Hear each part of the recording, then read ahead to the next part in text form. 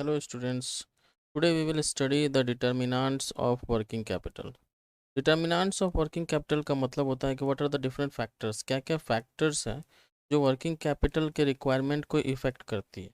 ये बहुत important है related to examination point of view. So there are different determinants or factors that affect the working capital requirement. So we will study few working capital requirement. The first is your nature or character of business. Means the requirement of working capital always depends on the nature of business. The nature of business is usually of two types. दो तरीके के business के natures होते हैं. The first is your manufacturing business and the second is your trading business.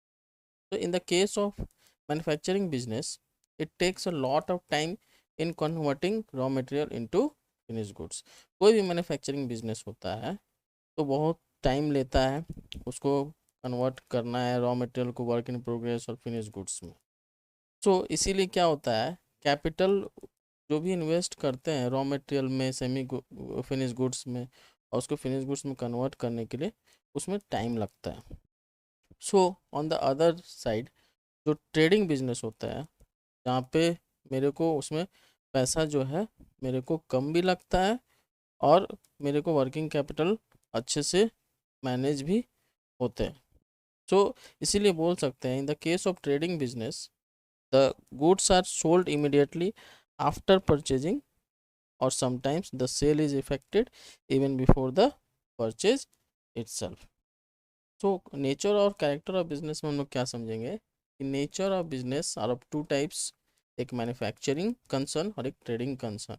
In manufacturing concern there is more requirement of working capital because it takes time to convert raw material to finished goods, and in trading concern there is less requirement of working capital. The second is your size of business and scale of operations.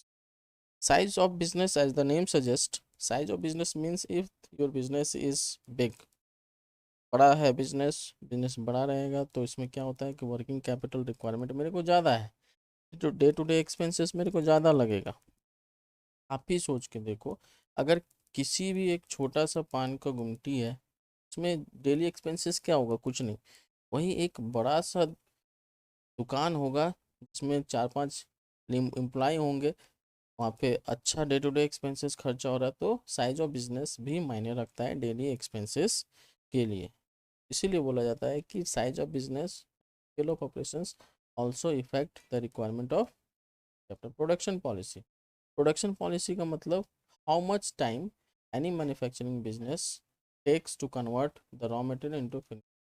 कितना time लेता है. बहुत सारा ऐसा manufacturing business है जो जल्दी ही production करके मार्केट में ले आता है, बहुत ऐसा है जो बहुत टाइम लगाता है. रॉ मटेरियल खरीदना है, वर्क इन प्रोग्रेस करना है, फिनिश गुड्स करना है, सेल करना है. तो सेल करने के लिए एडवर्टीजमेंट होते हैं, उसको ऑर्डर उसका डिले होता है. तो प्रोडक्शन पॉलिसी जिसका अच्छा है, जल्दी क्विक प्रोडक्शन करते हैं, उनके लिए वर्किंग कैपिटल रिक्वायरमेंट, और जो लेट से करते हैं उनके लिए भी बहुत अंतर करता है. तो it also depends upon the production policy related to the requirement of working capital. So production policy we can correlate with the nature of business. So the seasonal variations, seasonal variations का मतलब जैसा business होगा वैसा मेरा working capital requirement है. Seasons हम लोग classifications of working capital में प्रीवियस लेक्चर्स में हम लोग पढ़े हैं कि फॉर एग्जांपल सीजन का मतलब, सीजनल वेरिएशंस का मतलब for example in rainy season जो भी दुकानदार जो रेनकोट अम्ब्रेला सेल करता होगा रेनी सीजन में ज़्यादा सेल होता है, तो वो दुकानदार अपनी दुकान को बड़ा करेगा, एक एम्प्लॉय रखेगा देखने के लिए, स्टोर बनाएगा जहाँ पे रेनकोट और ये सारी चीज़ों को रखेगा. जैसे ही से रेनी सीजन ख़त्म हो तो वो क्या करता है, स्टोर में बंद करके रख देता है, जो एक्स्ट्रा एम्प्लॉय है उसको हटा देता है, छोटे से दुकान में बैठा रहता है. तो सीजन जब था उस समय ज़्यादा रिक्वायरमेंट था, वो day to day daily expenses, rent देना है, एम्प्लॉय को सैलरी देना है, इलेक्ट्रिसिटी बिल देना है, स्टोर का रेंट देना है, सारी चीज़ों का. तो ये सारे सीजन्स में जैसे जैसे रिक्वायरमेंट मेरा चेंज होता है, this is called seasonal variations. Credit policy, credit policy का मतलब कि how much liberal you are to the suppliers, consumers related to the sale of goods, अगर आप कोई प्रोडक्ट सामान बेचते हैं, सप्लायर को देते हैं एज ए मैन्युफैक्चरर, या फिर किसी कंज्यूमर या कस्टमर को देते हैं मार्केट में, तो आपका क्रेडिट का क्या पॉलिसी है, लिबरल या फिर स्ट्रिंजेंट, स्ट्रिक्ट? अगर आपका लिबरल पॉलिसी है, मतलब आप किसी को भी उधार दे देते हैं, उस समय क्या होता है कि आपका ऑपरेटिंग साइकिल ब्लॉक हो जाता है। आप कैश लाते हैं, raw material, work in progress, finish goods करते हैं, तो सामान जब बेचते हैं उस समय जब उधार बेचते हैं तो आपका पैसा वहाँ फंस जाता है।